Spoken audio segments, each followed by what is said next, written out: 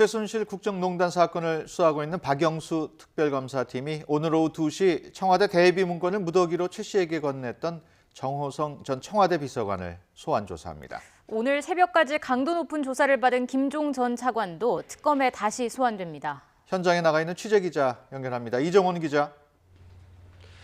네, 특검 사무실입니다. 네, 어제 최순실 씨하고 김종 전 차관이 조사를 받은 데 이어서 오늘 곧바로 정호성 전 비서관이 소환되는 것은 어떤 의미입니까? 네, 정호성 전 비서관이 오늘 오후 2시 이곳 특검 사무실에 공개 소환됩니다. 어제 소환됐던 최순실 씨와 김종 전 차관 함께 이번 사건의 핵심 피의자죠. 수사기간이 제한된 만큼 돌아가는 우회 전략을 펴기보단 수사 초기부터 핵심 의혹을 정조준하는 전공법을 선택한 것으로 해석됩니다. 특히 검찰 수사 과정에선 최 씨와 박근혜 대통령이 등장하는 녹음 파일이 정 전 비서관의 휴대전화에서 쏟아져 나오면서 이번 수사의 핵심적인 물증이 되기도 했습니다. 정 전 비서관은 이미 국정문건 47건을 최 씨에게 건넸다는 공무상 비밀누설 혐의로 구속 기소된 상태입니다. 오늘도 이와 관련한 개괄적인 조사가 진행되겠지만 뇌물수사나 세월호 7시간 의혹, 또 김기춘 전 실장과 우병우 전 수석을 겨냥한 조사 가능성도 배제할 수 없습니다. 문고리 3인방으로 불리며 박 대통령을 가까이서 보좌한 만큼 모든 의혹의 연결고리 역할을 했을 가능성이 크기 때문입니다. 실제 정 전 비서관은 비선 진료 의혹의 당사자인 김영재 원장 측과도 접촉한 정황이 발견되기도 했습니다. 어제 세월호 7시간 의혹과 관련해 소환됐던 청와대 간호장교 조여옥 대위는 새벽 3시까지 강도 높은 조사를 받고 귀가했습니다. 네, 그리고 최순실 씨와 김종 전 차관 모두 이번 사건의 핵심 인물들인데 새벽까지 고강도 조사가 진행됐다고요?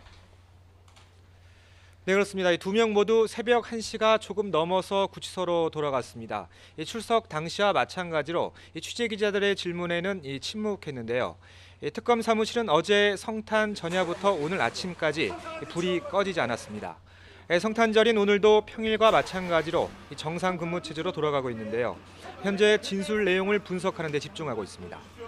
수사 초기 이번 사건의 장본인 최 씨가 우선 공개 소환되면서 박근혜 대통령을 향한 뇌물 수사가 본격화됐습니다.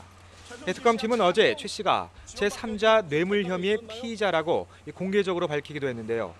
일단 최 씨 일가에 대한 삼성그룹의 특혜 지원을 놓고 대가성을 가리는데 수사력이 집중되고 있습니다. 최 씨가 소유한 회사가 승마협회를 매개로 삼성 측에서 220억 원짜리 계약을 맺게 된 배경이 핵심인데요. 또 사실상 최 씨가 운영하는 조카 장시호 씨의 동계 스포츠 영재센터에 김종 전 차관의 강요로 삼성이 16억 원가량을 지원한 것도 국민연금이 삼성물산 합병에 찬성한 대가였는지를 가리는데 수사가 집중되고 있습니다. 김종 전 차관의 경우 인사 개입 의혹도 수사가 진행 중인데 김기춘 전 청와대 비서실장을 겨냥한 조사로 보면 되겠죠? 네, 그렇습니다. 김종 전 차관이 오늘 오후 2시 다시 소환됩니다. 오늘 새벽 구치소로 돌아간 지 13시간 만에 재소환되는 건데요. 특검 관계자는 김 전 차관을 상대로 확인해야 할 부분이 꽤 많아 오늘 오후 다시 불렀다고 말했습니다. 특검팀은 수사 준비 기간 유진용 전 문체부 장관을 별도의 장소에서 사전 조사를 벌인 것으로 확인됐는데요. 김 전 차관이 전 문체부 공무원을 평창올림픽 조직위원회 부위원장으로 앉히려다가 유 전 장관의 반대로 막히자 김기춘 전 비서실장을 동원해 다시 압력을 넣었다는 진술을 확보한 것으로 알려졌습니다. 어제 특검 대변인 이규철 특검보는 최 씨와 김 전 차관의 공소 사실은 특검 수사 대상의 극히 일부분이라고 말했는데요.